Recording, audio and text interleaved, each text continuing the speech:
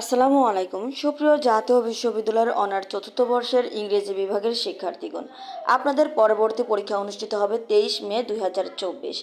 আপনাদের পরবর্তী পরীক্ষা মডার্ন গ্রামার সাজেশনটি আপনাদের সঙ্গে আজকে আমরা শেয়ার করব। ইতিমধ্যে একটি মিস্টেক ভিডিও আপলোড হয়ে গেছে, অর্থাৎ আমি আপনাদেরকে শুধুমাত্র 2টি গল্পের সাজেশন শেয়ার করেছি, এখানে আরও 2টি গল্প মিস্টেক হয়ে গেছে।